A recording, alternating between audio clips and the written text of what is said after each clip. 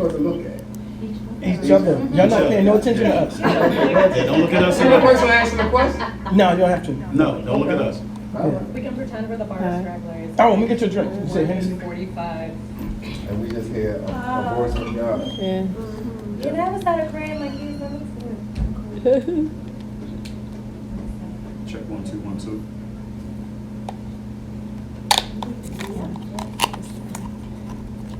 Is this you? That's what I was drinking before. I assume we're.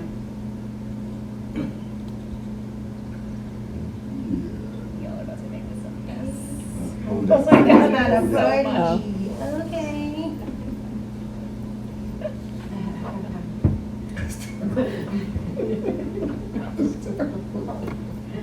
If I get into some shenanigans, you're to blame. Oh, Lord have mercy.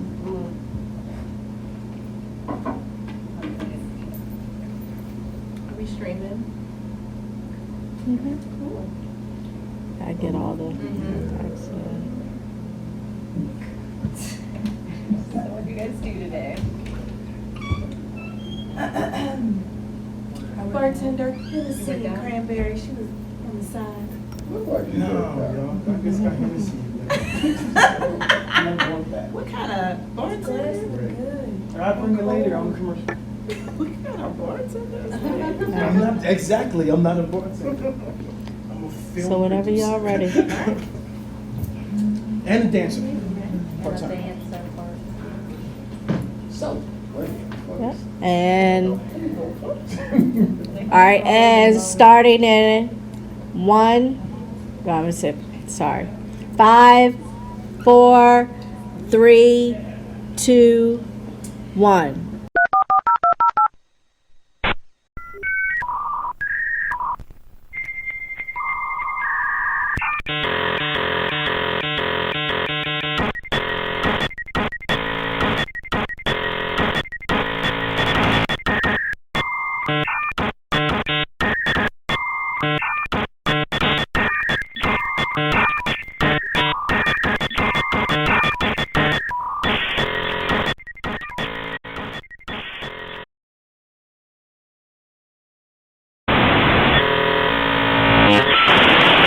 Hello, everybody. Welcome, welcome back. It's Monday, and you know what that means. ... Walked into a bar. And so we have 4 new dots this evening. And so we want to make sure that we introduce our new guest that will be joining us. But first, let me introduce my handsome, you guys can't see him, but my handsome co-host, Mr. David, keeping it 100. All right, what's going on, good people? And vice versa to the beautiful co-host of mine, Miss Rhonda Collins. Hello, everyone. Hello. All right, so let's get into this thing. David, you want to go ahead and kick us off with the introductions? Well, we have first Miss Director of the Juvenile Justice System, Miss Marsha Brilliant. Hello. All right. And to the left of her, this king, many of you should be familiar with the face, the voice. This would be Mr. Coyote Man. Uh-oh. He's howling at the moon. Is it a full moon? It may be. All right. And to his left, we have Miss Jessica Lewis, Yes. giving you the information from her perspective. And she has many perspectives, and I can't wait to get into Right, all let's of get them. into it. And to her left, we have the beautiful model, Mykia. Did I say that correctly? Mykia. And I've been saying it right the whole entire time. Either way, she's still gorgeous, and she's our model for the evening. So these are our 4 lucky guests joining us on ... Walked into a bar, courtesy of WPB Media Networks and 790 Television Productions. There we go. All right. So, guys, I know this is kind of new to you. If you have not watched the show, let's just give you a little setup here. We'll give you the setup. Basically, we're going to just have a conversation with you about some trending topics that are going on right now in the world. And we just want your 4 unbiased, unfiltered, transparent opinions and responses to those, because that's what our viewers want. Unfiltered? Unfiltered. We want to know what real people are feeling and thinking, not just what quote unquote fake news or quote unquote social media is telling everyone to think, but regular schmegular individuals walking through the life in their own 4 different lanes, okay? Coyote, I hope you didn't go to Home Depot and get the filters, because it's unfiltered. It's unfiltered? Filtered. Okay, I'm just hoping. All right, well, we're going to jump right in. And David, do you mind if I ask my first question this evening? Sure, first question. Go, go, go. All right, so I want to title this one, Faith Switching. Look at the faces like, what does that mean? All right, so let me give you. The hot topic in the religious forum right now is the resignation of Pastor Jamal Bryant from the Empowerment Temple, which is an African Methodist Episcopal church. And he will now become the new senior pastor at New Birth Missionary Church. That is a well-known mega church near Atlanta with almost 10,000 members, same as the Empowerment Temple. Bishop Eddie Long was the former spiritual leader before he passed of cancer in 2017. It is reported that there were over 150 plus applicants and that Pastor Brown was one of the 2 finalists, and they made their decision final on the 19th of this month. So here's a little backstory. What's interesting about this is that New Birth Missionary is a Baptist church. So not only is Pastor Bryant leaving his church, but he's also leaving his faith or his denomination. All right? In the divorce records with his ex-wife, Giselle Bryant, it was reported that his salary was estimated at like $350,000. That's what the divorce documents are saying, the Bentleys. But of course, understand, he was a personality, he was a motivational speaker, he had a brand, but his net worth was about $350,000. Don't know what the salary is that he's being offered to uproot and move to Atlanta, Georgia. But, you know, there's been speculations and rumors, and, you know, I'll tell you later his response to the rumors about him leaving Baltimore. But I wanted to ask him the question, what's the going rate for switching your faith? How do you feel about pastors making that kind of a switch from going from being Baptist to Methodist, or going from being Catholic to Hinduism, like this switching of faith? What do you think that says in the religious sector?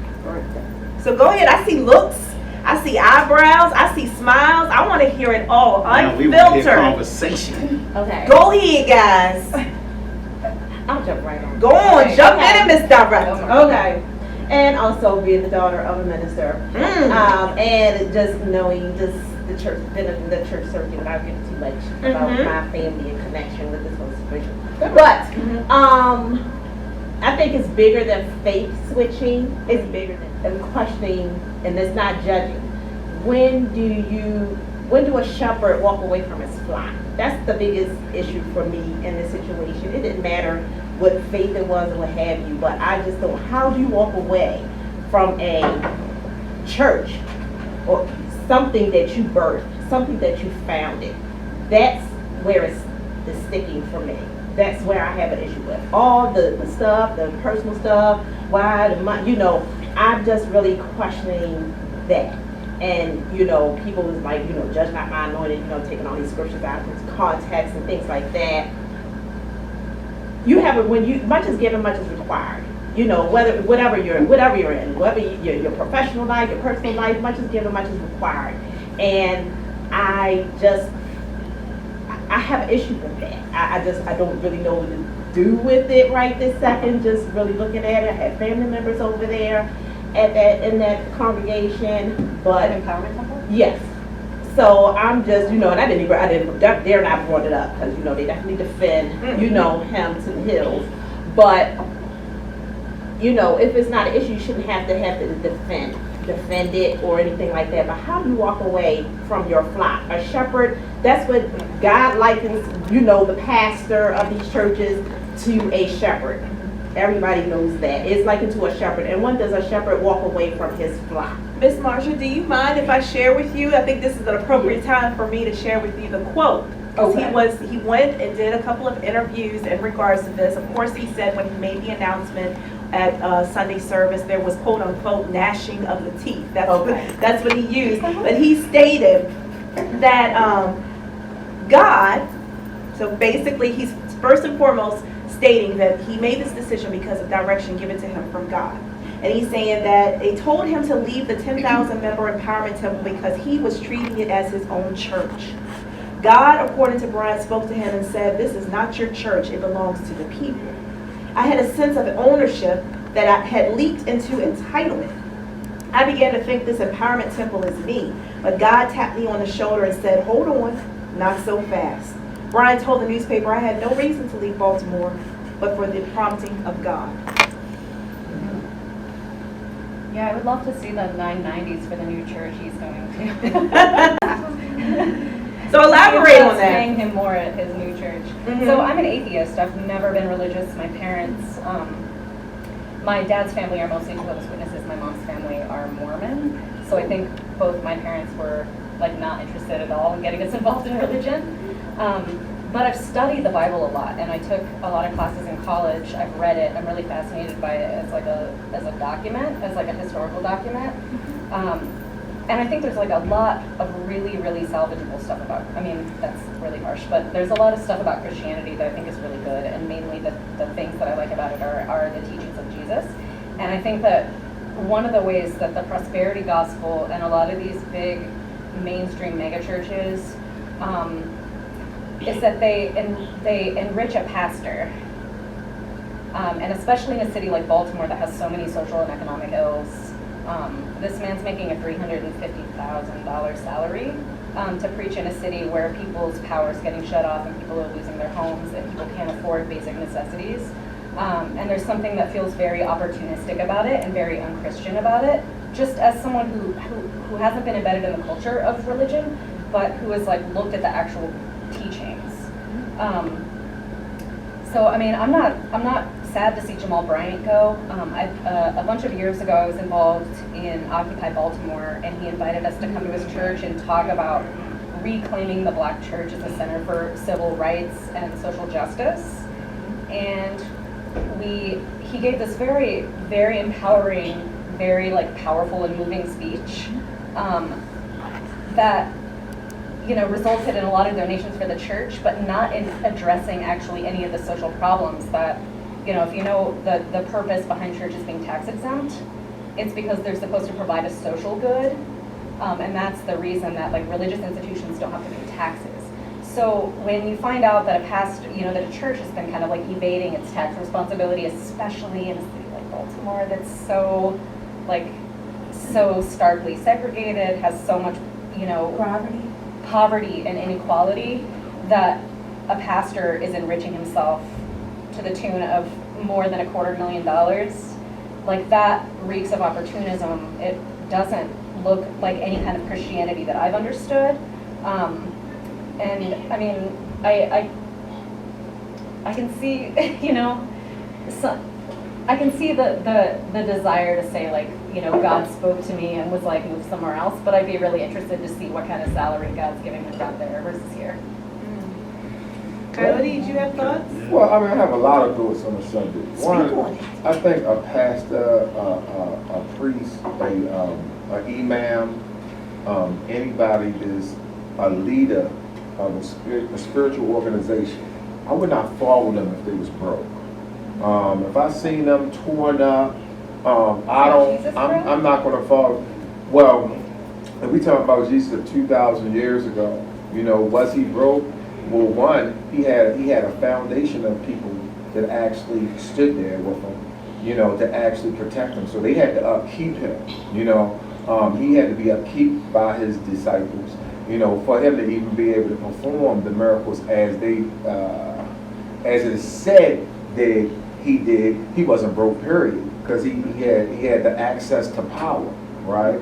And it's like, you can't, if he's broke, then he couldn't follow God. This is what I mean by that.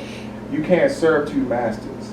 So if I get my paycheck from the person that's pretty much saying dress like this, be like this, do this, the opposite of everything that God is saying to do, when it boils down to who I follow, who am I going to follow? I'm going to follow this man. I'm going to stop in the middle of the night at 2 o'clock in the morning at a red light if this certain authority that I actually fear more than God, where I'll just cut the lights down if I'm doing something that I don't want God to see.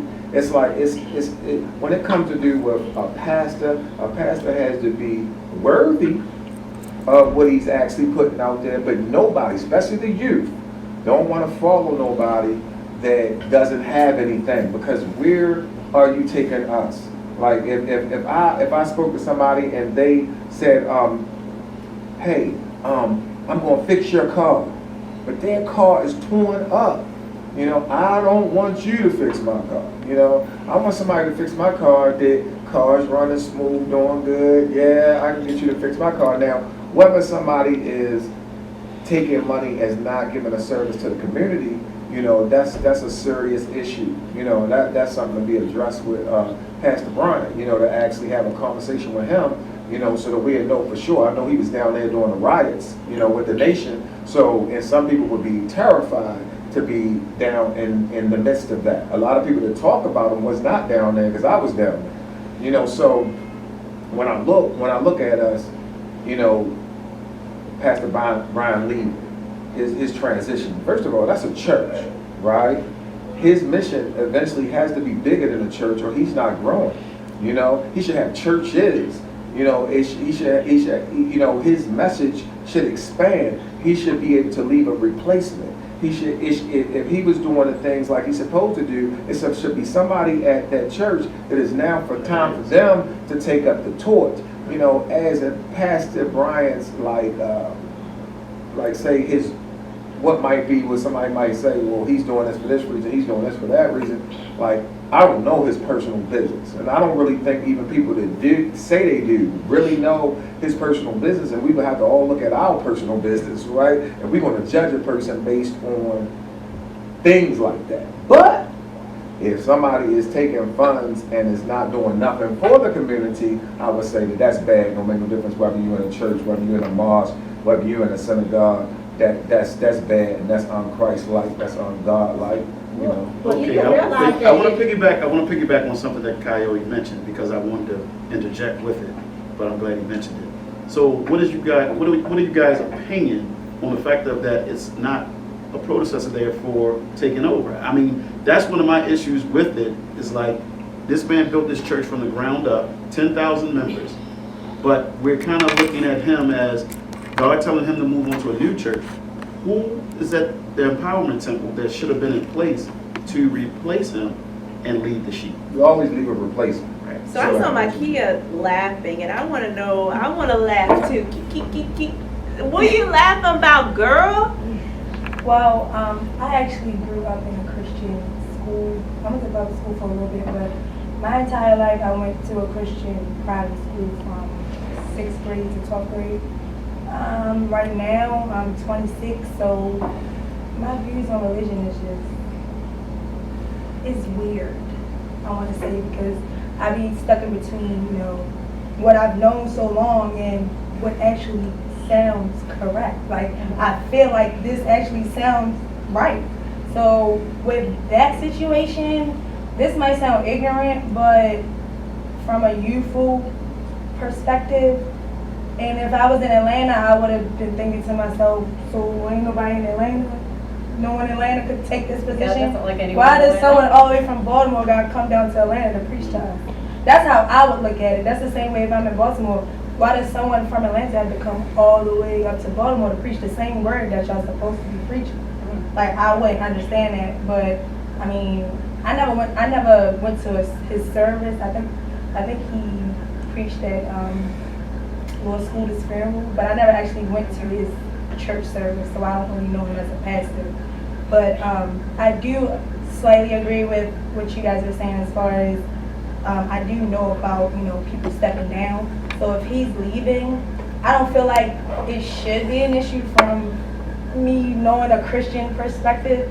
I don't think people should be mad or, you know, upset. Like, you know, if he's supposed to preach, he's supposed to preach to the world. I get it. But, you know, I don't really think it was necessary for him to go all the way to Atlanta. So at that point, yes, I do feel like you're getting paid more money at that point to go there. I don't feel like, you know, it's God calling him to do that. Because if that's the case, why didn't God call you to any other church in Baltimore? Because there's a lot of churches that, you know, could probably use you as a, you know, head pastor. Who knows? No one And that knows kind of you know? speaks to what Coyote was saying about he's supposed to have churches. But Yeah, it's not yeah, like yeah. he went to establish another empowerment temple. Yeah, it's He's a job going to at that point. a whole, like he's leaving something that he established. He Someone birthed. else's establishment. So it's at almost this like point, he it's gave a birth job to this child, position. and now he's leaving He's and going to live with It's another a position. family Yeah. and raise their kids. To, And then here's Yeah, from that's here. crazy. to To lead me. with, I my wanted bad. to talk about something that you said. You said that you wouldn't follow someone who wasn't successful in this particular way. But that was, like, that's from my reading of the Bible, and about the life of Jesus. Living in service of others is literally the gospel. Like, there's so much more in the Bible about helping the poor, caring for the poor, about not enriching yourself at the expense of others. So much of Christianity is about that. So little is about gay marriage. So little is about abortion. So much is about caring for the poor and caring for the needy.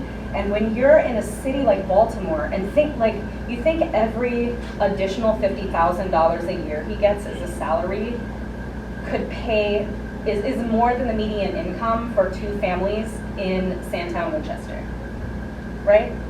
And Just he's in 50,000. 21215, and Yeah. that zip code happens also, just even speaking to the median of their income in that zip code also, do you know that the prison population, the largest number of the prison population that's released from our state prisons goes to that zip code? There are 3 mega churches within a 5-mile radius, right there, And you can't get a job including with a criminal his. record. Do not offer So summer basic camp, services. breakfast, any service. I mean, outside of his religious beliefs, his family, I just wonder what his parents Well, even think. Yeah. Well, What are that's- they You know, doing for like, what are they doing for the community? you know, there's work to be done in that community. My office is in that community. And I know what it looks like. I know from a profession, take away my my Christianity out of it, just from a professional standpoint. I know, because I do programming and know what's being offered. I don't see anybody from that church picking up none of these people from these prisons when they getting out or waiting for them with food, shelter, you know, that kind of money. I'm not saying he has to be impoverished. I'm not saying, but you also don't need Gucci wallpaper either. Well, in your check this office. out, check this out. Yeah. When you looking at something like that, right? If you're expecting the church, right, to actually do what they supposed to do actually in the community, we talking about a different scenario. We just talking about the church per se. Because anybody having that type of money in the community, benefiting from the community, should serve the community, right? But I think Pastor Brian is singled out because of the fact it's what's supposed to be. But I haven't seen a lot of churches, you know. That's what I see. 3 mega But churches right He's there. singled out because they asked us about him partaking. Yeah. No. But that's a broader That's what problem. I'm saying, in the church, yeah, I I'm think. saying it from This the gospel, goal of like, the church. If you're He's like not if you're singled out. godly, God will reward you with money. Like that's No, just not let's anywhere check in this out the just so you understand what I'm saying. You cannot run a mission. You can't run the underground. You can't be a Harriet Tubman. You can't be nothing without being financed. So it's like for Jesus to even duck around from the Romans, that took finance. So it's like everything. When I say, I'm not saying that he has to be. He had Gucci He has to be sandals. rich. He That's- needed to be funded with, No, I'm not saying that with he has the to. Mercedes. No, I'm not saying that he has. No, if I am following somebody that's supposed to set the example for what I need to be, I'm not talking about just mentally. Like if they give it to me mentally, okay, cool, right? But I would expect you to do good. Now, how you do good is up to you. Because if I had that type of money, I still wouldn't be dressed in that because that ain't what I would choose to actually dress in. I would want my own name on my stuff. But that's me, you know. When it comes to do with somebody like that, whatever their church say, okay, this is what I'm paying this pastor for being over there. That's between the church and them. Should they take a certain amount of that money and give it to the community? Yes. You know, but they raise money all the time. The pastor's supposed to have his money. however they set up the system, but that's an organization. Some churches are ran by boards, and some churches are ran by the pastor. He founded that church. That's ran by a pastor. I know some churches that are ran by boards, and that's different. They hire, they send out, they hire a pastor on. But this church, Look what happens when you put a PK on the panel. You gotta get all this good church stuff. Give us some of that. Listen, look, we gonna let you finish out your thought, and then we gonna jump into a commercial break. Go ahead, finish your thought train, because you was educating. We picking up what you dropping. Yes, so you have to understand the church government, and then kind of going back to the fact that once again, he founded that ministry. I wouldn't have, if he was a pastor that was looking for a job, because he did apply, they did say they had 150 applicants. So he sought out, and God knows how long it's been on the table now. You really have to, understand the church circuit, but I don't feel like the work is done there. His work is not done. And it's his church. You're talking about at the church. You don't feel And like the church is the community. Back in the day, that's how our parents grew up. The church was one of the pillars of the community. It supported, you could go there for breakfast. Kids, there used to be no latchkey kids Do in you believe that he's the only 21215. one that can do that job? Or I said there's 3 mega churches right there. Okay. I'm not going to name them all, but there's 3 mega churches right within a 5-mile radius, right there next 21215. Now, did y'all ever consider that he's actually leaving some stuff behind in Baltimore of his own he wants to get away from? That's possible. Well, keep it real now. Hey. Yeah. That's why you I don't know, gotta but say I God told me. God didn't tell you to do that. But you know what I'm saying? If he said God told him, to actually go and take on his mission. That's God told what me I want to that you ask. should give me this jacket. Oh, he might have told you, but he told me to stop. This is what I want to ask you guys. This is what I want to ask you guys. Known in the Bible that God usually sends people out. Because that goes back to you like questionable of why he couldn't do something locally. You all saying, He always send people. but he always send people out. So what's your thoughts on that? Do you think this is a Like mission from that part- from I mean, God with that- sending him out for something? That's right? understandable though, that's understandable. Yes, people go across the world to travel to preach. That's what you call a traveling ministry. People go all over the place to preach, but to actually stay in this is my home, this is my house, this is my house pretty much. It's just it's kind of like it moves you a little way, because it's like you're not traveling to preach to different people. You're setting some stone that you set here. Now you're gonna set your other stone somewhere else, but you're not like, I don't know how to explain it. You're not. It's not like it's just set right there. Like you're stagnant right there. So it's just like, okay, you feel like you're done here in Baltimore, now you have to go to another church. Yeah, that I get it. But if you were like, interested in preaching all around the world, why you ain't been stuck doing that? I'm going to take it out the break. We're going to take it out the break, but I'm going to give you an important fact about Mr. Jamal Bryant before we go past Jamal Bryant. Mm-hmm. Pastor Jamal Bryant has over 800 requests a month for doing speaking engagements, motivational speaking, coming in as far as ministry or whatever it may be. See, some of these things are not, like Coyote said, people just maybe not know. Yeah. And it's information, but we have interviewed him and he had those many requests. So he's doing the work. He started out as an activist, actually. To preach at someone else's church. Yes, and just Like, speaking. stay there, or actually just, hey, could you come to our city real quick? Right. That type of thing. Speak, yes. And I'm gonna come back to Baltimore. Let me put a pin in it All around because we the got world. to pay some bills. Okay. So we're gonna break for commercial, and when we come back, we're gonna pick up where we left off. All right, guys. Thank you. Walk into a bar. We're on fire right now. Right David, now. I didn't know Jamal Bryant was king. On and Pastor off. Jamal Bryant. But Listen, who knew? Who knew it would be such a hot topic like that? I knew because He's a hot topic. he's a hot topic. But we're gonna move on, guys. All right. All right, y'all survived round 1. Round 2. Feminism in the black culture. Historically, white women. He need a refill. He needed a refill on I that. knew we were going to outnumber And them. see, Coyote is the only male on the panel. I don't count because you can't see me. Historically, white women have been viewed to hold the most power in society.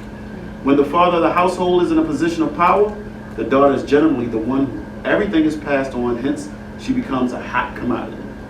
This translates into daddy's little girl. Mindset and empowers the woman. Some would say this is women in control. Mentality, because the basis of a woman thinking she does not need a man, and hence feminism. We are now seeing occurrences of best friends co-parenting, completely erasing the need for a father figure in the household. So the question being, guys, do you feel like feminism may be hindering the progression of the family? I'm going to take the black family out of it, just the family in general. Can I say something first? Sure, Mykia. Just from your perspective, how you just said it, I want to say no, because I feel like a household or a family can have feminists in it, but also there can be a male figure showing the male or, the son, the boy, how to be a man. And also how to handle, hey, this is a strong woman, this is how you handle this person or, this woman in your life. So I want to say no, because everyone views things differently. Like, my way on feminism might be, she might look at it a whole different way, but, we both have the same concept or topic, but she might do hers totally different from how I choose to be a feminist in my way. So it's just like, I don't think so. So no, I'm gonna say no. Yeah. Coyote? Well, I can't take black out of it, because. Put black back in it then, brother. This is why. I had a conversation with somebody. First of all, black people don't know nothing about the feminist movement because our culture does not relate. The white woman has been oppressed by the same person that the black man and woman has been oppressed by. So it's like we was never put in the head of our woman. We was never given the bigger jobs. We were never put into that position to actually rule our house. So one time we was on a radio show and a friend of mine named Sarah, she couldn't understand why this black woman had no idea of what she was actually talking about because we never had that. And I told her, I said, the reason why she don't understand is because the same person who did that to you did that to both of us, right? So you was affected by that, but we was always under our woman. And our household, the way it's actually set up now, it crushed our household. And if you don't believe it crushed, you see the result of what the street looked like today. You see the results of what it did when you destroyed the role of the natural family and what it did to society. It crumbled society in on each other, especially in our community. It's undoubtable.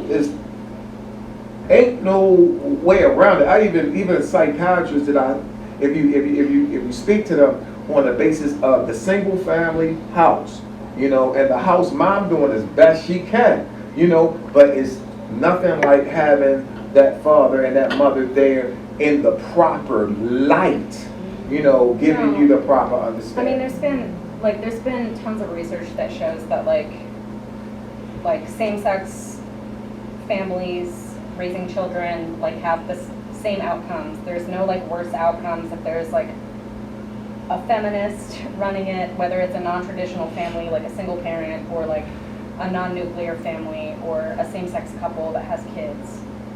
That hasn't worsened outcomes for kids. Not in our community. In our community, it has made. In whose community? In the black community, it has made things go crazy. So you gotta understand. No, it hasn't. It hasn't shown worse outcomes for. No, I'm not talking about no statistic board. I'm talking about we live this. I know all, several I'm gonna interrupt cases. you. Okay, there are black people of all stripes. My dad is Okay. black. I'm black. I grew up in Okay. white suburbs around white people. Okay. I'm super light. But there are all types of black people. There's no statistical research that shows that non-traditional families,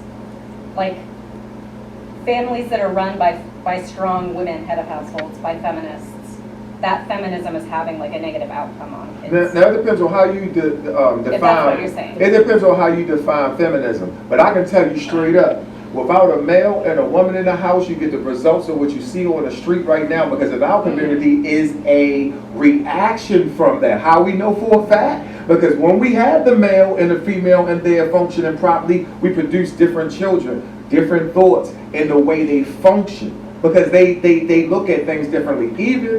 Even me, I had a mother and a father in the household, right? And different from my cousin that actually didn't. Right. And they didn't really get it. Like the way my father was my father, you know, and my mother was my mother. They didn't have to be both.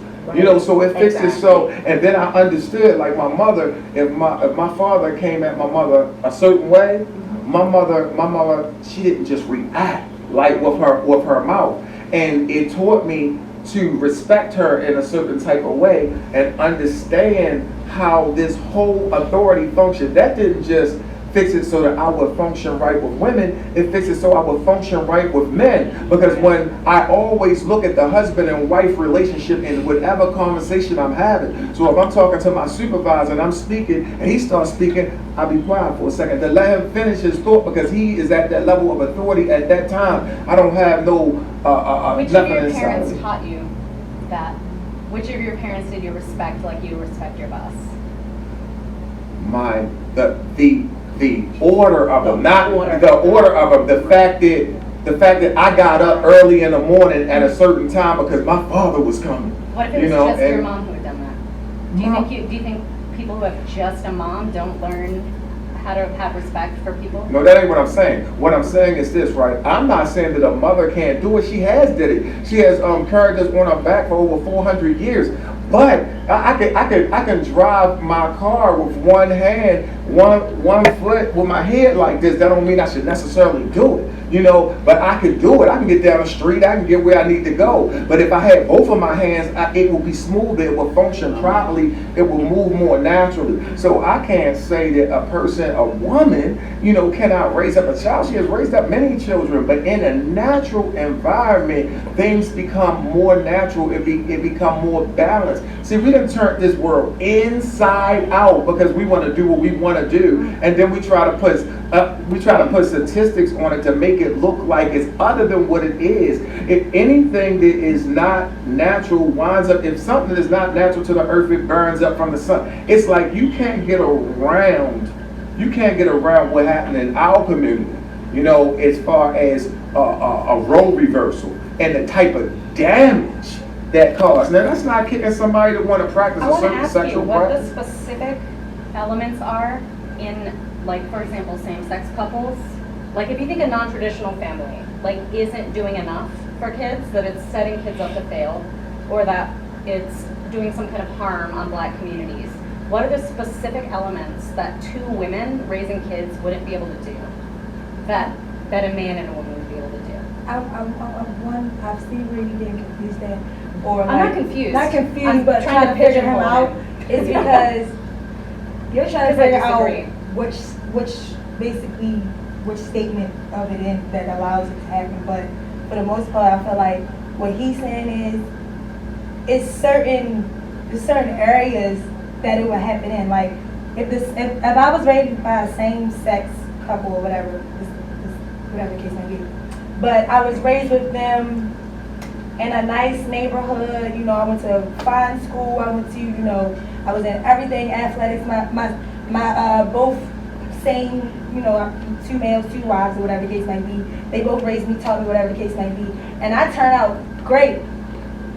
But that's how my life was, you know, you get what I'm saying? Whereas though, yeah, you already have like relative I'm already in it. So, someone who's raised by just a mother in a quote-unquote ghetto, or, you know, down the hill somewhere in East Baltimore, if I'm raised by my parent that probably used to be on drugs, you know, when I was a baby, I probably was born with it, and it's only her, and I'm only watching her, and, you know, I'm a female watching my mom, but I don't have the male, you know, teaching me how a female should be treated. You get what I'm saying? My mother can say, hey, this is how a man can treat you, this is how it's supposed to be, but I can't really, it's no example, pretty much. I think women can do a much better job, actually, of educating young men on how to treat women, because we know how we want to be treated. Like, yes, I don't think but he's not gonna, the man is not gonna grasp to it because it's coming from us. And you gotta understand what happened to Yeah, our but community. that's actually It's a weird, problem right? of sexism. Well, not You a gotta problem of understand what feminism. happened to our community. So- The so can I man ask a has question? Let me, well, Let me first, raise a let me question. hear I want- Marsha's point, because I think Yeah. she's been trying to make a point. I Okay. want her to jump Yeah, in. we're gonna backtrack about the same-sex thing, because that's not where we were going. We're talking about feminists and talking about, you know, raising people in tradition. Okay, so I'm a good example. I was raised up, mother, father, the whole family, mom, dad, brother, me. And Christian family, both my parents worked, my father worked down the point, my mother had her own business, daycare, everything, you know, wasn't perfect, but we was okay. But I am a single black mom. Mhm. And it's hard, Oh, and yeah. I could not do it. My children, thank God, they're well adjusted, but I feel like they could be better adjusted. My son is 25. His father's not around. You know, they interact, but it's not what it should be.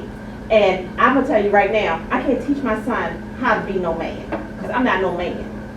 I needed my dad. I needed my parents. I was in college full time, working full time. You know, I'm busy trying to become who I am and be a single mom. It was hard, and I regret doing it that way. I do. I feel like if I had a partner, had I married, you know, my daughter's whatever, somebody, you know, and had I had a partner, a married, and I'm straight, so it don't, not that it matters. But had I had a partner to help me raise my children, I felt like it would not have been so hard, and my children would not have encountered some of the things that, because I know, because I grew up in a two-parent family, and I was able, you know, like, I definitely can feel where you were coming from. That is the structure. My mom wasn't up there, they talking about she didn't need my dad. They would get into arguments, he would go to his corner, he may go out for a little while, he'd come back home. We didn't have, you know, we didn't have all that kind of drama. You know, they had arguments, but I'm just saying from that it did. I think it impacted our community. And it's a psychological, let me just say this one thing, it's a psychological thing that a lot of people are not aware of. See, what was actually done to us, right, was so brutal, especially what was done to the male. The male was put under his female, and the female would not raise his male Because of up racial oppression? Sorry. because of Willie racial. Lynch letter. The Because whole- we're talking about feminism. But it's so none I of it want to without- make sure that the Yes, but I'm women- explaining. Everything, a lot of times Everything It's is. all connected. Yeah, I'm everything's explaining why hard to not we talk are about not that. connected to the feminist movement because of the fact that what was done to the man, he was already put under his woman. His role was already reversed. So you put two women there, right? He's already placed under women. The role is already reversed. He don't already feel like a man by the whole society, right? So when you got that demographic, it's already confusing enough. Just wondering how you're going to be black, survive, get around police brutality, get around this. Now you got to figure this out. You know, I got this situation. She can't teach me how to be a man. She just can't.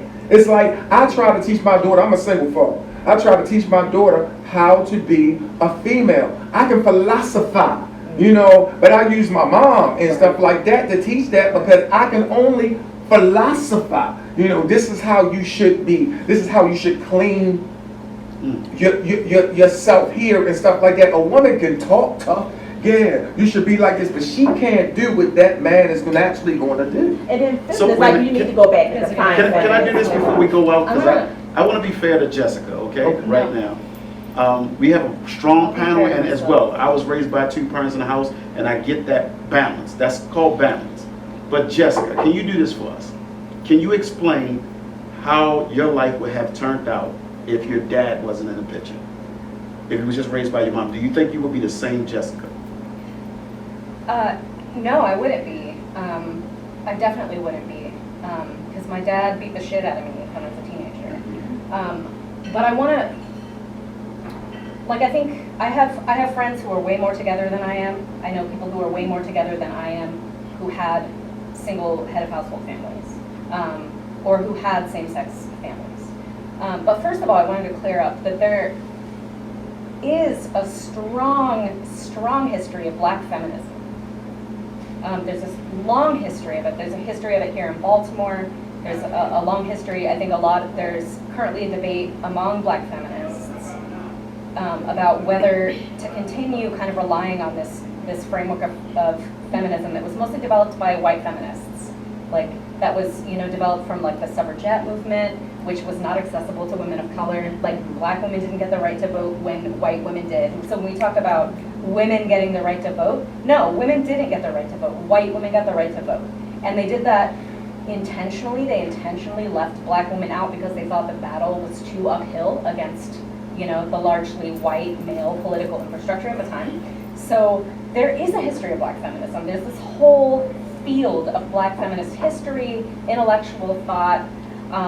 There's kind of a current debate about whether to call ourselves feminists or womanist. There's kind of a difference there. Again, like it's a separation between, basically separating the idea of intersectional feminism developed by like folks like Kimberly Crenshaw in the 70s and the Combahee River Collective statement. The Combahee River Collective, based on the Combahee River where Harriet Tubman was freeing slaves and shit back in the day, is a collective of black socialist lesbians who said, like, you know what, we can't have movements for liberation that don't include black women. We can't have any movement for liberation that doesn't include everyone who's oppressed. And basically to liberate black women is to liberate the world.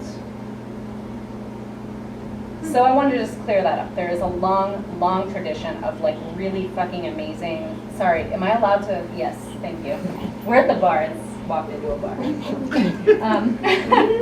Of really, really important black feminists who have realized that like our oppression doesn't just come from white people, it also comes from black men. It also comes from men of all races. We have all these different fronts of oppression.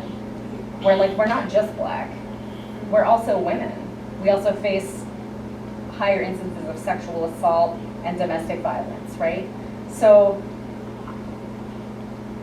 I just wanted to make sure you knew that. There's a long history of that's feminism why in black communities. definition That's why- needs to be established, because when you start talking about those human rights, I understand it. I was at a film festival, and this white lady came to me. She was like, "Coyote." She was like, "People think I'm crazy." I said, "Why do you think you're crazy?" She said, "Because I made a comment at the film festival." I said, "What comment did you make?" She said, "I said until black people get their due, we can't have a feminist movie, right, to represent." And she was like, "Do you think I'm crazy?" I said, "Yeah, you're crazy as hell." And she was like, "What do you mean?" I said, "Because you're talking about a different type of rights. We talk about human rights. Just the stuff that we went through was unhumane. So sometimes what happens is things get confused.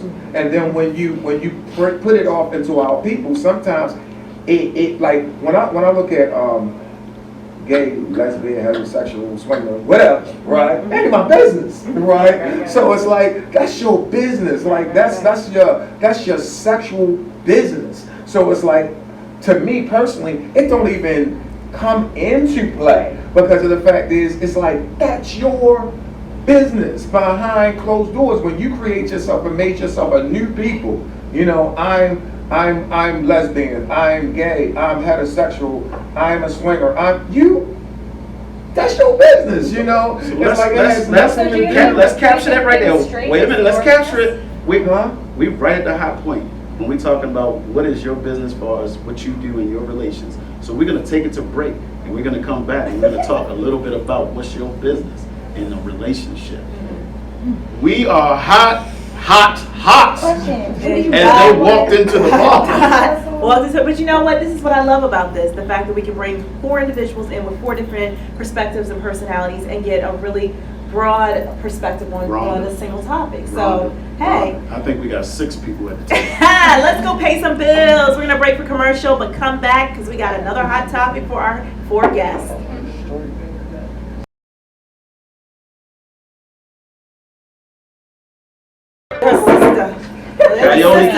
Coyote keep pouring in her glass. Oh my Yeah, so gosh. we were just wrapping up a conversation. I don't know that we need to take it too much further. No, because we're going to jump into the next topic. That's the whole point of it. Yeah. So we love that you guys listen. There's off the camera conversations, guys, that you don't get to see, but maybe, we'll leak some behind the scene footage or what have you. But the great part is that we get to throw another topic out at you and you switch gears real quick and see what else we can pull out of you before our time is up here on ...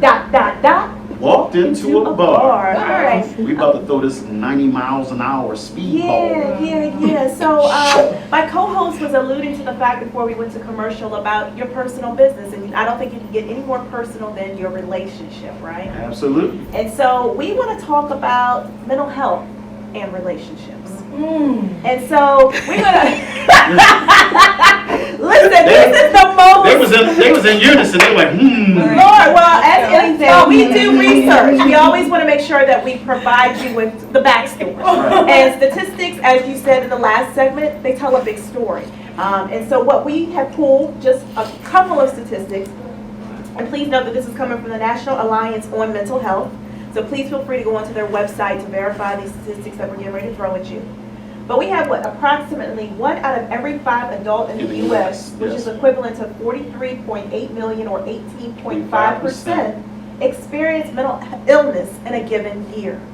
So let that just settle. They're saying pretty much almost 50 million people are walking around diagnosed with a mental health illness. Diagnosis. Question. Yeah. I'm sorry, I'll even say that because the statistic says experiencing. So it doesn't even say diagnosis, it says experiencing. Something else we had? We have approximately 1 in 25 adults in the U.S., 9.8 million or 4% experiences a serious mental illness in a given year that substantially interferes with or limits one or more major life activities. Substantially interferes with or limits one or more major life activities. So, that can translate into functioning in a relationship. I talk to my teenage girl about relationships all the time. She's 14 years old, and I said, listen, the stuff that goes into maintaining a healthy relationship when you are a functioning individual is something that's too grand for a immature mind to comprehend. And so I look at it as mental health being the equivalent to an immature mindset. You're not rationally processing conversations, arguments. You're not mature enough, like you said, Marsha. Parents bicker. I'm going to go out, give me some air. I'm going to go in here and clean something, but we're going to come back together and we're going to work this thing out. But when you are in that mental illness state, those rationales are not present. So the question is, guys, with so much mental health issues going around, do relationships stand a chance against it? And you can share your personal, and we always throw up Mr. Kanye West. If you get lost for thoughts. I kind of kept my hand over my mouth. I seen Kanye West on the paper, but I said I'm going to say it because I think we all can agree with the fact that he has not properly grieved the death of his mother. And I see it.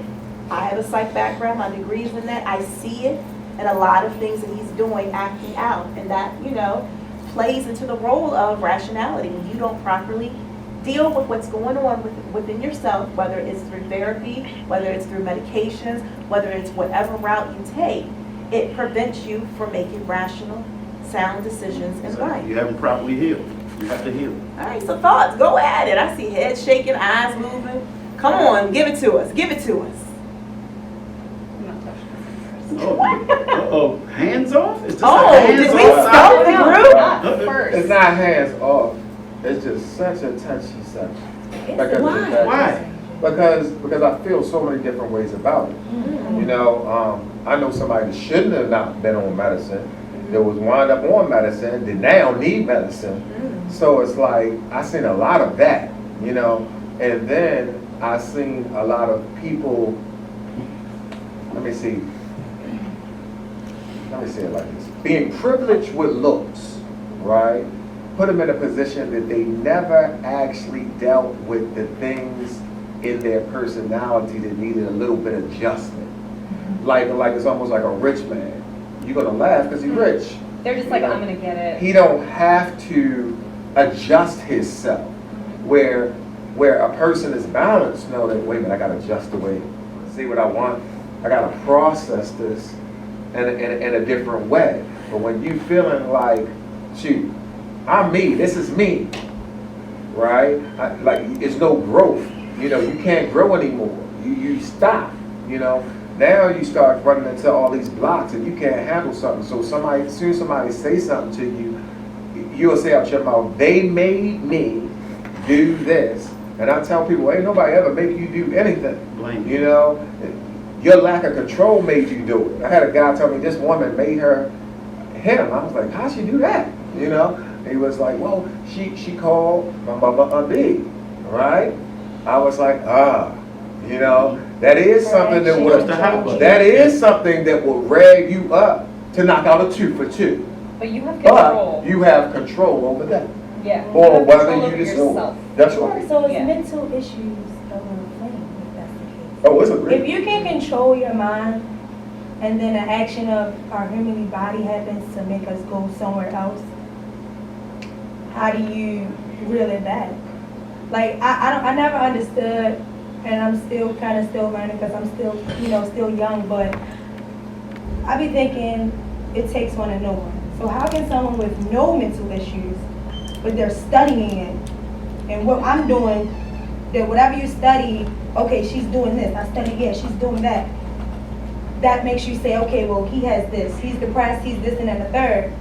How can you, I never really got that at all. So it's just because I just feel like if we're able to control ourselves, control our mental, maybe some people just haven't gotten that control yet. So it's just like, I feel like when people feel like they don't control their self or gotten that control of their own mental, okay, let's put them on this. Maybe this can control them. Like, so at that point, you put me on a medicine that's trying to control something. Now it controlled it. Now I'm thinking about something else that made that medicine trigger something else in my humanly body. Like, so now I got to get off that medicine to get on another medicine. So now I'm just deteriorating. Like I'm going in a downward circle, not up. I'm going down from my mental issues. Like, I'm really in tune with like the universe and everything, and I'm still growing and learning my universal type of thing going on, but I never really understood the mental issue thing. Not to say I don't have no issues, because I feel like everyone has issues, we're all human, but in a case like Kanye West, I want to say, how do you know precisely he didn't heal the correct way? Because of his actions, that's what you guys are saying. Because of what Kanye West's actions is doing, I know for a fact he ain't healed from his mother's death. How do you know that? Like, his actions can be based off something totally different. Why does it always have to go back to his mother's death? As if, he probably never had no other deaths in his life. Like, me personally, every person that I have connection with in my life that passes away, I feel some type of way towards it each time. It's not just, this person more than the other, honestly. Yeah, our connection might have been more than the other person, but the actual thing of death, I hate it. It's my same emotion every time. So I don't really understand how, like, people can say he hasn't healed from his mother's death. Because we watch him from a mirror. That's why. We watch him from a window. That's why. We are assuming through this window that we understand how Kanye West operates, and I think also they compare it to his behavior before. And one thing I just want to say. I just want to say this one thing. What I have realized, if a person has a problem, that problem most of the time existed before me. If I had a problem. If I have a problem, I had the problem. Like if she came along and I said, well, you my problem. No, I had that problem before I met her. I had this girl say, you drove me crazy. I said, no, you was driving. You was in that car driving 100 miles an hour before you met me. You know? This is a particular field of expertise for me because I have mental illness and I'm really terrible at relationships. So, yeah, they're not necessary. That does not sound mental. Self-medication. Thanks, Coyote. Coyote, we can't promote self-meds. I think it walks in the box. I have anxiety. I have an anxiety disorder. I have depression. It's not constant. Like it's been, like it hits periodically, like since my early 20s. So you're saying that you have it. Do you feel like you have it because you've seen the actions that you know that depression might be?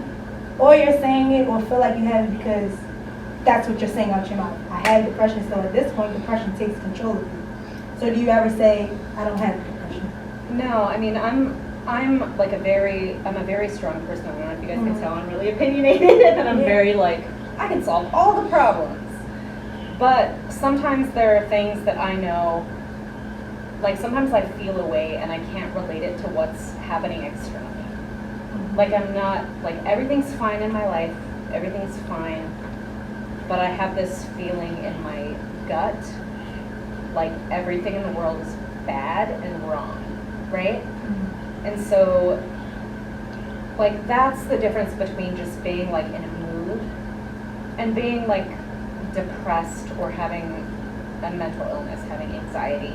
And I also want to make sure that we're clear on the difference between like psychological disorders like schizophrenia or like psychosis. Yeah, like that's a whole nother separate. Because when you mention not being able to relate to reality, like that's not, you know, like it makes it harder for us, I think, to process things.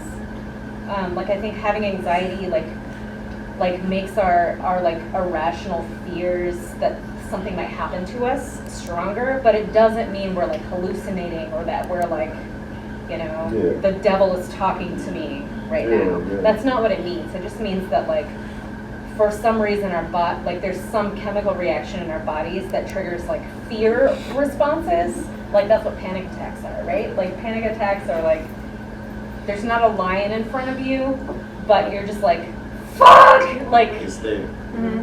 Like I'm gonna die right now. Like It's almost like going up a roller coaster and coming down, and it's like you can't even, for me, I'll speak for me because I have anxiety disorder and the crippling kind. So it's kind of like, what triggered this? It could be something rational, and then sometimes it's something that may not be rational, and it's like you can't stop it, and it's coming, and then your body locks up, and then, you know, like all this stuff. So yeah, I definitely get it. Sometimes you got an engram left from something that actually took place. Trauma. You know, or for trauma or something like that took place. So now your brain is just like recalling it, you know, over and over something again. reminds And you these of are it the in two smallest way. jewels I want to drop on the table, then y'all can take it. So let's go back to Kanye West, right?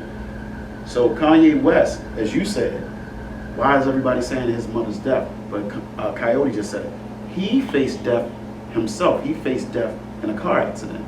So he may not have cleared from that. So then the combination of that and his mother passing may have put him in the state where he is now. And then we have to deal in unconscious things.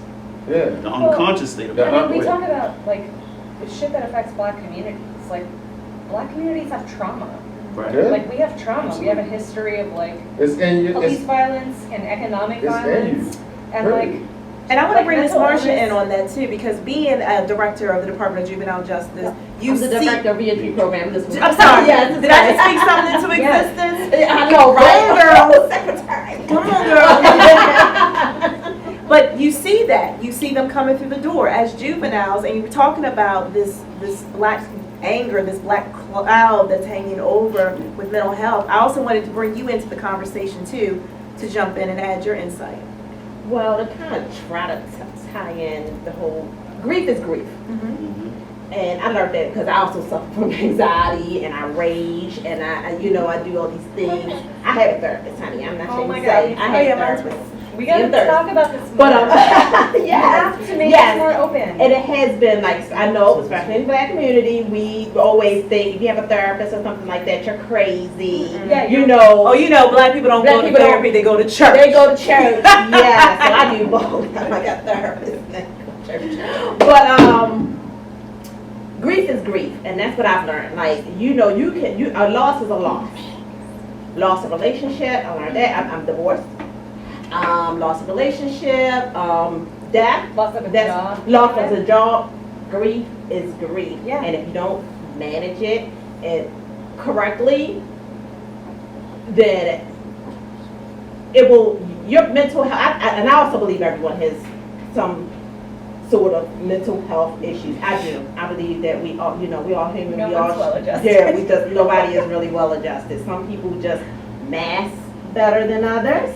Yep. You know, like I said, I'm in the people business. I've been a probation agent. I work in the prison system. So, you know, I don't claim to be, I'm a guru in the people business. And you just, even my colleagues, I'm not even just talking about the people that come through the door, just my colleagues and how they really, because you're in the people business. So you work with people and then, you know, you transfer, but you bringing your stuff into what you know, they got going on. They bring it, then you also a garbage can. I feel like a better word, and you know you're taking on other people's stuff, and then you try to manage your stuff and their stuff. And I also manage the sex offender unit, so I used to go home and have nightmares about things that have I have a lot of stuff going on, but outside of my own personal stuff going on. Then I got internalizing other people's trauma. Internalizing other people's stuff, and that's why I just think that I don't try to overanalyze or anything like that. It's just too much. I just came up your medical issues that can cause mental, cause you to fall into things. So how do you how does it affect the relationship? pull it in so that you can be a husband or a wife or a girlfriend or a fiance, boyfriend or or even a anything? friend. You gotta know. Yes, Yeah. a friend. A coworker. You gotta know. Or like some community member. You gotta start searching yourself, right? You gotta know yourself. Like, say for example, like anybody that know me know that I don't really get hyped, right? Even if he was trying to come and harm you, right? By the time you know what was about to happen to you, you don't even know, because I keep an even kill. Well, one time, I was driving and somebody did something. I just don't have road rage. I just don't have it. And somebody did something. And I was like, and I was like, wait a minute, I ain't never do that. So I said, what's the difference? He said, hey, you started eating meat again, right? And the chemicals, right, that's in this stuff, mixing with the chemicals that are in me, I noticed I was acting more aggressive because I was dealing with an aggressive, situation. You find people, they have even tracked that some of the worst deeds that has been done in humanity has been done by people that eat vicious meat, because you take on the DNA of what you actually eat. So you are what you eat, whether you eating it physically or whether you eating it spiritually. So like she said, she's on a sex offender unit. Well, she's eating that mentally. So that's going in mentally, and then you taking in the wrong foods, the wrong water, the wrong all this. Now they got chemical growth hormones, all kinds of things. They didn't kill the animal wrong. So now the animal halfway shaking about this, then you're halfway shaking about this. You got this going through your actual system. So when you're acting, I heard this guy say, we always listen to the conscious community, and one of the things the guy said, he said, you thought this black woman was crazy. He was like, no, she is chemically imbalanced. She has all these chemicals. She's eating all these chemicals and she's just acting like that. He said, how you know it's true? Take her off of it for 30 days and see how calm she is, and that happens because a lot of people don't know that we're 75% chemical. So if we're 75% chemical, We're all chemical. yeah, we all chemical, and it's to the point where we change in any kind of way. Or you think the wrong thought, but you don't have control of the thought that you actually think. Well, the only way, like people like this, some people leave their self, like if you get, it's almost like your system.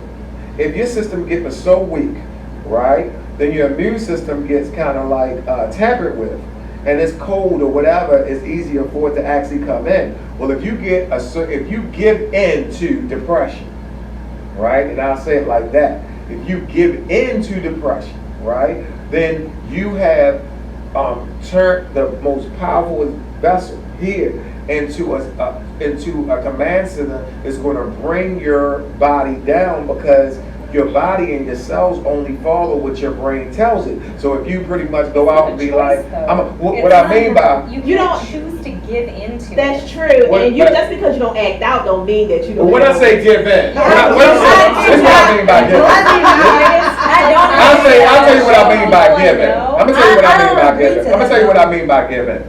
I have a lot of stuff going on with me, through my daughter, cancer, through all kinds of, my mother with Alzheimer's, through everything that I got to deal with. Most people that if they knew what I was going through, be like, there's no way I could deal with that, right? If I gave in That's to not letting, depression. oh, it would become. That's a different thing. No. It would become depression. See, well, what happens is once you give in to the stuff that is your fears, then it will draw you down to depression. And I have been drawn down to depression. That's not so it. I know. I'm not saying it is your depression. No, that's not I'm what it just is saying that- psychologically, like medically, from like a science perspective. That's not what depression is. It's not just like buckling under the weight of like a bad society, because our society is bad. I don't know if you guys know this. Like people are literally like starving to death in our city and freezing to death.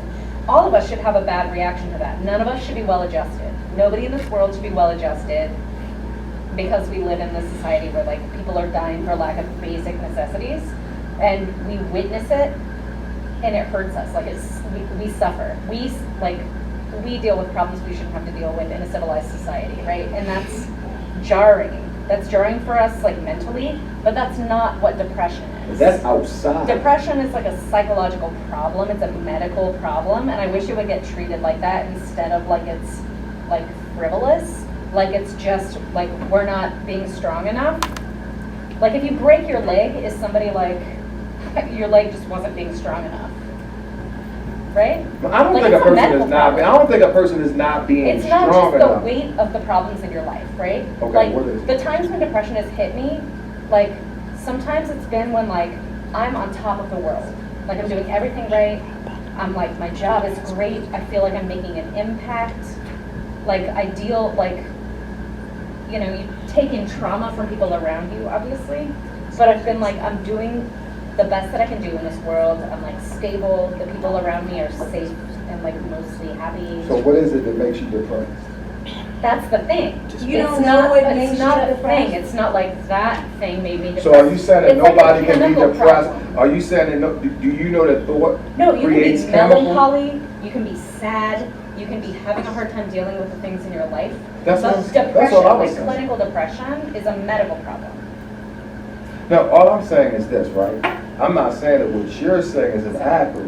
What I'm saying is that if you can be affected, if you can become depressed by the things that's in your life, but with the stresses Or that has you actually, happened. or has happened in your life, That's then what that's all I was causes it. saying. You know, that when I say giving in, because whether something is a medical problem or not, you know, I'm not saying that you or per se another person might have the strength to not give into this or not give into this, because some people don't have the power to not give into alcohol. Some people don't have the problem to not give into drugs, but some people do. You know, it's been times I didn't have the power to give into what was going on psychologically in my mind, and it was times that I do. If a pill can do it, Yeah. I can do it. That's what people don't understand. So we're If gonna a jump pill in, can guys. do it, Right. I Very can do it. chemical We're work. gonna jump in We're gonna and jump put in. We're gonna jump in. pins Okay. in this, because this could go on for a whole nother 30 No, I'm not minutes. talking about weed. And we're gonna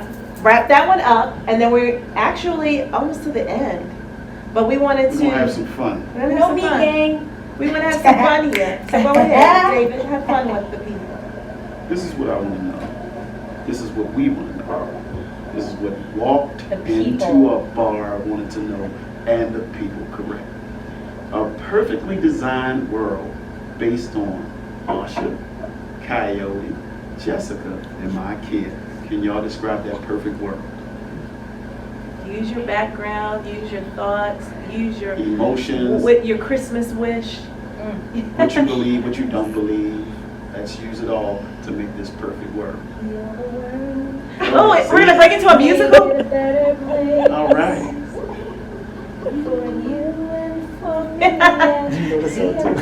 Michael Jackson. Heal the world. Michael Jackson. Are we answering this question right now? We are, because you're gonna take us out. This is on the bar right now. Well, my perfect world.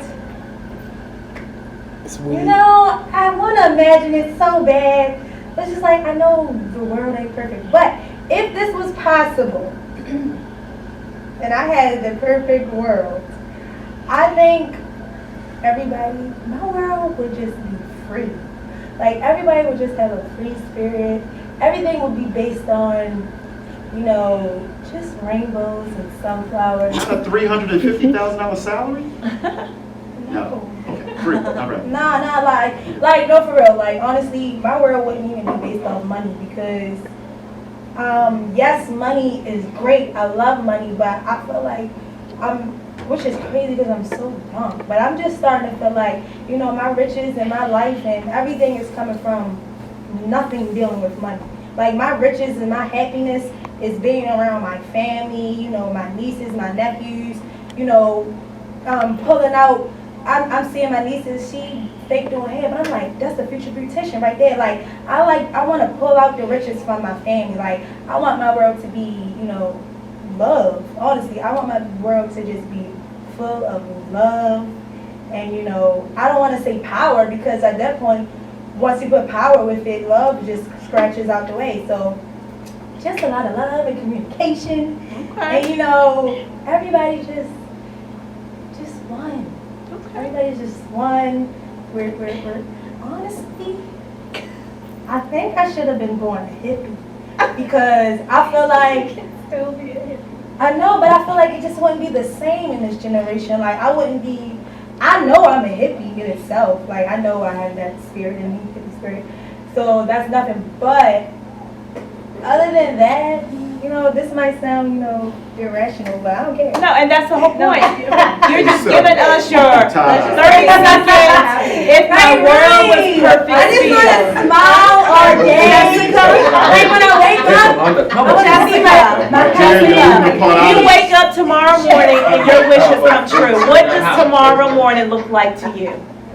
I'm blindsided by her optimism. Tomorrow morning to me looks like I'm Tomorrow on the cover of Vogue. I want everyone to not, like, I wish we lived in a world where people didn't have to struggle for the basic things they need to survive, like water, food, Yeah. like leisure activities. Mm-hmm. Like, I don't think everybody needs to own a yacht.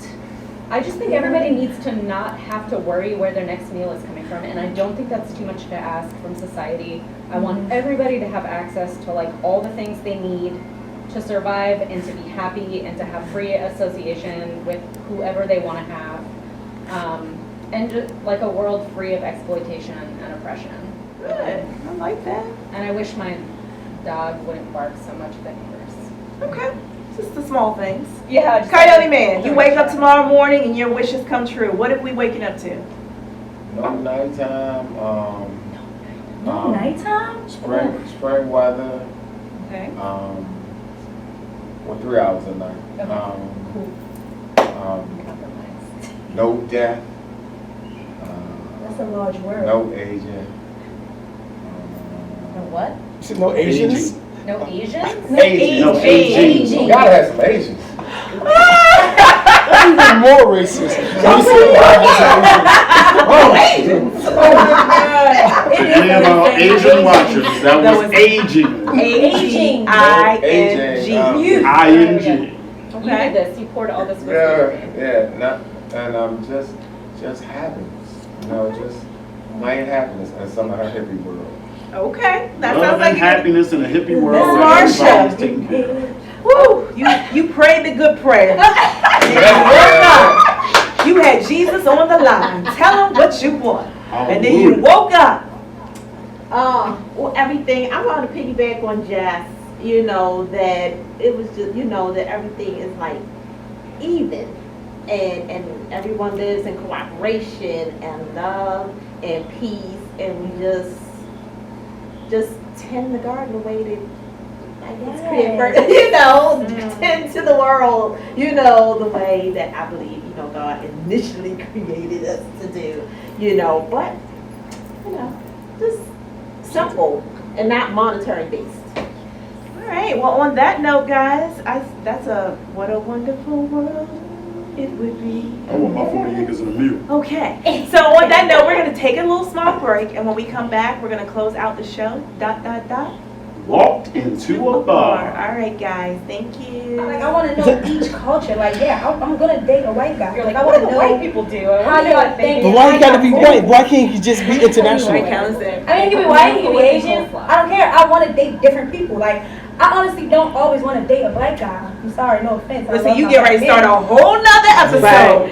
All right. Bring me on that. We're gonna have a union show. Bring me on that episode. I started it. 5, 4, 3, 2, 1. And we are back. Oh my gosh, the conversation off screen, I think is better than the conversation on screen. I'm trying to figure out what I am. Why you Am I trolling? black? Am I white? Am I Asian? Am I what? I'm You're just- 100. Oh, I'm just 100. I'm just me. You're 100. Guys, we are back. We've had a great show. Absolutely. Tonight. This has been a very, I love the intensity, the passion. It Passion, all just leaped through. And I know our viewers are probably like, yeah, me too. Or no, I'm not feeling that. So what do you think? The passion of crisis in Baltimore or Atlanta? Oh. Listen, the passion of Christ is where I'm an atheist and I have thoughts about that. All right. That's right. Input. Listen, I'll Input. let you guys know how you preachers win. All right, so All listen, right. guys, what we want to do now is make sure that we get a word from our folks. We want our folks to know how they can reach you, how they can follow you, because we don't want this to just be it. We want to follow you guys. We want to know your thoughts. We want to stalk you. How do we do that? Yes, our resident model. Please tell us, how can we stalk you Don't tomorrow's be Vogue shy. Hit cover the bushes. shot? The bushes is moving. Listen, if you're trying to book her, this is where you need to Hey tune guys, in. Network your if network. you guys are trying to book me, Mykia the Model is my Instagram name. If you would like to email me, that's cool too. It's mykiathemodel@gmail.com. But for the most part, I'm on Instagram, no other social media. I do have a Facebook and Snapchat, but I'm barely on there. So if you want to reach me on Instagram. My DM is always open. I don't know if I should have said that. Not with the stalkers. Bushes, your DM be shaking. Oh my gosh, but yes, I am a traveling model, DMV, Baltimore. So if you guys would like to link, let's have another discussion. I love stuff like this. Other than that, book me for your next promo. Absolutely. Miss Jessica, how can the people reach you? The people can never reach. I'm just kidding. Off the grid. I am on Facebook, but I'm not a self-promoter. I'm just a person. Mhm. I just like to share ideas with people and Right, engage so in let's critical get to sharing. So How is that we- Jessica Lewis the person? Yes, I'm currently the chair of the Feminist and LGBTQ caucus of the Baltimore, of the Greater Baltimore Democratic Socialists of America. Ooh, that's a mouthful. It's a political organization committed to trying to create the kind of world that we all just kind of were talking about that we wanted. Yeah. So reach us there if you're interested in getting involved in trying to make Baltimore a better place. Otherwise, I'm not on Instagram. That's cool. Coyote. I'm the Oh, man. Coyote from the Coyote Man Show. If you want to see some of the shows on YouTube, you can go to the Coyote Man Show, put it all together, and you'll see me being crazy. But anyway, I'm going to be coming to you very, very soon with a new show. Coyote Man Show is cheaper to keep. The movie. I heard something about a movie. There's a movie. Yeah, we have an actual a series coming. Okay. We keep that on the low, but we have a series we're working on. So. All right. Upcoming actress in your left corner. Come on. There you go. Connections are happening DM? here. All right, Miss Marsha.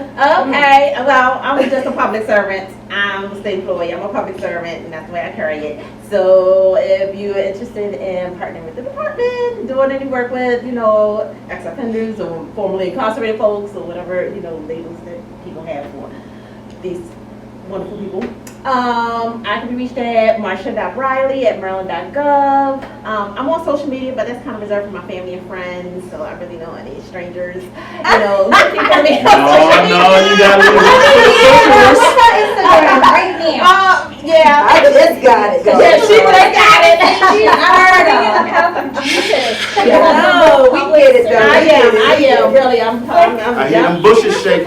That's it. Star, man. Yep. So listen, David, we cannot close out without first thanking Jerry's Tavern, located Absolutely. at 5928 Jerry's North Road, Belvedere Baltimore. Tavern. Yes, they have been so hospitable, allowing us to utilize their space, providing us with libations. The food is amazing. I had a blackened chicken Caesar salad tonight, because you know what, I'm getting fit and trim because I'm going to an island in less than 72 hours. Don't eat Caesar lettuce anymore. Oh no, I didn't use that. I used regular lettuce. Yes. See, I'm on it. Hey, David, happy belated birthday. Yes. Sag season, we are Sagittarius. Chapter 48 last on Friday. That's right. Hello. And what you got coming up? You got 38 Chapter coming up. 38 on Sag life. Sunday. Yes, yes, We end the yes. year out right, y'all. We know it. ended out right. When everybody else has messed it up, we come in and fix clean it up. We clean it up always. Mr. 100, how can they find you on social media?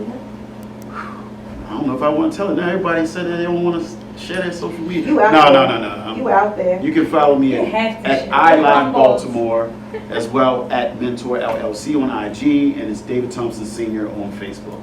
Your government. Your good My government. good government name, but that's Okay. Mr. 100 for y'all. And I don't want to see my bushes shaking.